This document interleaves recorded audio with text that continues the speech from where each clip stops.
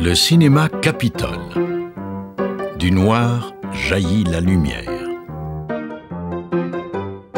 Scène 1, prise 1, action. Dès le début du XXe siècle, on assiste aux vues animées dans le sous-sol de l'église Saint-Frédéric qui, croyez-le ou non, reçoivent l'approbation du curé Tétron. Il encourage le visionnement de ces séances après qu'il les ait vues et soigneusement censurées. Il trouve quant à lui que c'est un bon moyen d'éducation.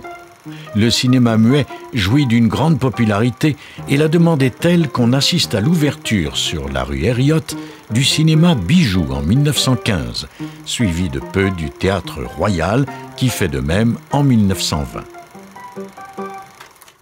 À l'époque, on dit qu'on va au théâtre, même si on va au cinéma. Il faut dire que les cinémas avaient à leur programmation, outre des films, des spectacles de magie, des vaudevilles et des numéros de cirque. Le cinéma Capitole, inauguré le 4 mars 1937, entre dans la continuité et officialise ce goût des Drummondvillois pour le cinéma. Il mérite bien sûr qu'on s'y attarde un peu. Scène 2, prise 1, action. La valeur patrimoniale du cinéma Capitole repose d'abord sur son intérêt architectural. Intérêt loin d'être factice puisque la façade a été classée monument historique par la ville de Drummondville en 2002. Ce bâtiment à fonction récréative de style art déco signe dans la modernité et le renouveau.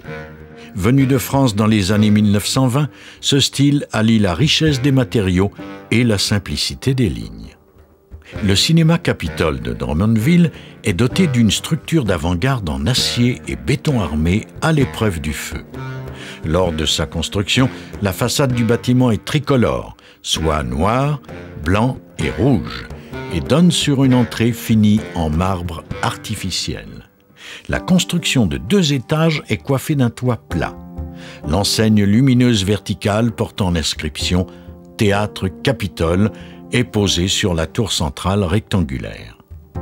De part et d'autre de la tour se dessinent des fenêtres circulaires et le parement de panneaux de ciment léger est de 2 couleurs. La marquise curviligne surmontée d'un garde-corps souligne cette tendance de l'art nouveau de favoriser la souplesse de la ligne et sa fluidité.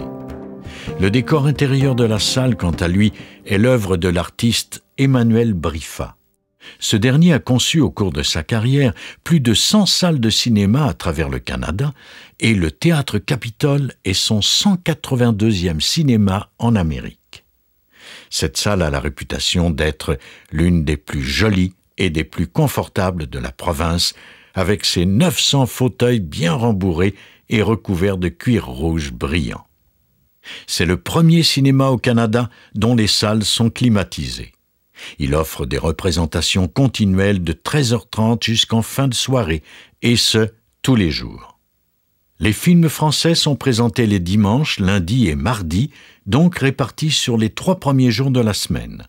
Les films en anglais prennent l'affiche les mercredis, jeudis, vendredis et samedis, ce qui s'explique par le retour en force dans les années 1920 de la population anglophone.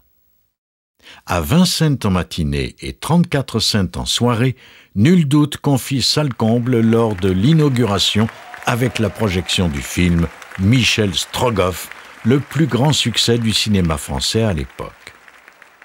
Plus près de nous, en 1990, le cinéma Capitole est transformé en cinéma à écran multiple. Il est agrandi vers l'arrière en 1996 pour l'aménagement de 3 nouvelles salles et du côté de la rue Marchand en 1999 pour loger une salle supplémentaire. Scène 3, prise 1, action. La valeur patrimoniale du cinéma Capitole repose aussi sur son intérêt historique, car il témoigne de l'histoire du centre-ville de Drummondville dans les années 1930. Pendant cette période, la rue Lindsay devient une artère commerciale importante et il y a beaucoup d'actions. De grands magasins y ouvrent une succursale. L'hôtel Windsor, maintenant hôtel Normandie, y est érigé en 1932 et le théâtre Le Drummond se construit la même année et sur la même rue que le théâtre Capitole, soit en 1937. Scène 4, prise 1, action. La valeur patrimoniale du cinéma Capitole repose encore sur une histoire très particulière qui a eu des échos jusque dans le Times de Londres le 5 mars 1945 sous le titre « Clash with Troops in Quebec Town ». L'origine de l'événement remonte au 10 octobre 1944. 2 officiers de la gendarmerie viennent arrêter Louis Letellier à Saint-Joseph pour une question d'enrôlement dans l'armée. Ils doivent battre en retraite car la foule hostile prend parti pour Louis Letellier. La police militaire, ne voulant pas laisser cet affront impuni, revient en force le samedi 24 février 1945. Ce jour-là, 50 policiers militaires et 39 agents de la GRC en provenance de Montréal arrivent à Drummondville à bord d'une vingtaine de camions et de 3 automobiles. Provoquant arrivée et déploiement de force sans commune mesure avec ce qu'on pouvait voir habituellement. Bref, une 60aine de jeunes sont arrêtés et conduits au bureau de la gendarmerie. Jusque-là, tout se passe dans l'ordre. On boucle les sorties du cinéma Capitole et à la fin de la représentation de 11h40, les quelques 800 personnes présentes quittent la salle. Certains officiers vérifient les papiers des hommes. Des agents de la GRC règlent la circulation, les chefs de la police militaire se montrent arrogants et rudoient un jeune homme qui refusait de s'arrêter. 2 ou 3 jeunes qui n'avaient pas leurs papiers sont vigoureusement jetés dans un camion. C'est alors que la foule devient menaçante.